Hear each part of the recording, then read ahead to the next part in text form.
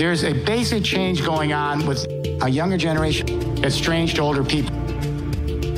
There's a change in the way you define freedom, the way you define power, and the way you define community. And these changes really suggest the real revolution.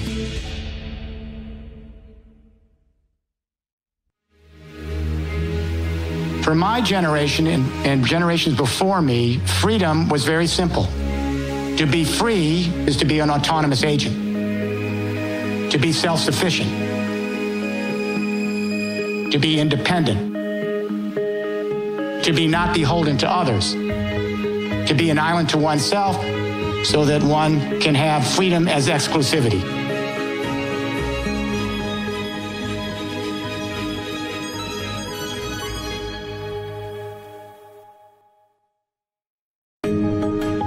For the younger generation that grew up on the internet, autonomy is death.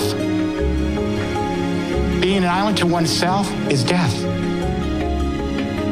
Because for your generation, you ask the question, how can I flourish to the full extent of my possibilities here on the planet? And it's clear that your answer to that is, I flourish to the extent that I'm embedded in community after community where I can share my talents, and those talents can benefit the network, can come back to benefit myself. I'm free because I have access. And for you, freedom is not exclusivity. It's inclusivity. You have a different sensibility about power, which makes the older generation very nervous. We essentially believe that power always has to be a pyramid. It goes from the top down. That is power. There's no other way to define power. It's a pyramid.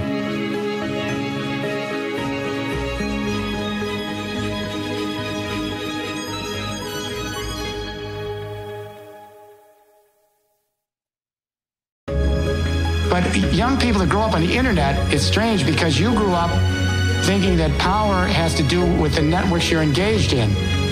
For you, power is not vertical, it's lateral. For you, power is being enmeshed in network after network where you benefit each other. Open source.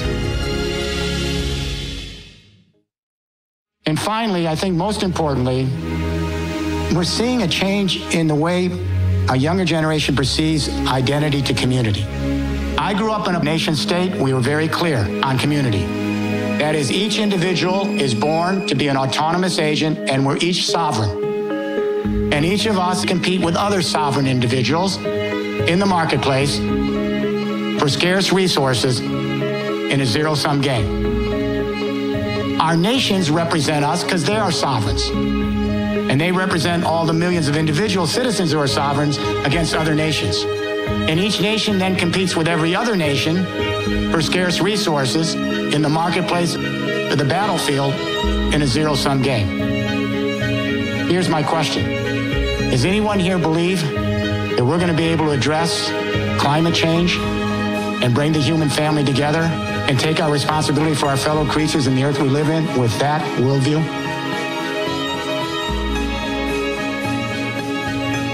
Anybody?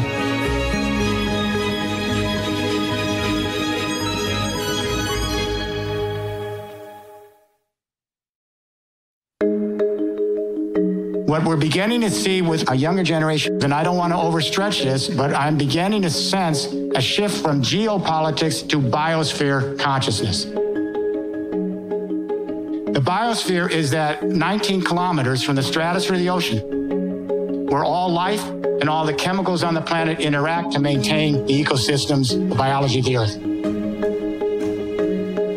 These kids are learning ecological footprint. We actually have young people coming home, and at dinner time, they're asking their parents where the hamburger came from on the table. You're saying, did that hamburger come from a rainforest? Did they have to destroy the trees for 4 little inches of topsoil, which only gives you 3 years of grazing, so that that cow could become my hamburger? And when those trees are destroyed for the topsoil to graze the cow for the hamburger, the kids are smart enough to understand that those trees harbor rare species of plant and animal life that only live in those canopies. They go extinct. And then they connect the dots. If the trees disappear for the soil to graze the cow for the hamburger, those trees are not there to absorb CO2 from industrial emissions. And that means the temperature of the planet goes up. They're beginning to understand that everything each of us does intimately affects some other human being, some other creature, and the planet we live in. We live in an indivisible biosphere community. There's no escape. This isn't just academic. Our well-being depends on the well-being of the whole system and all the creatures in it.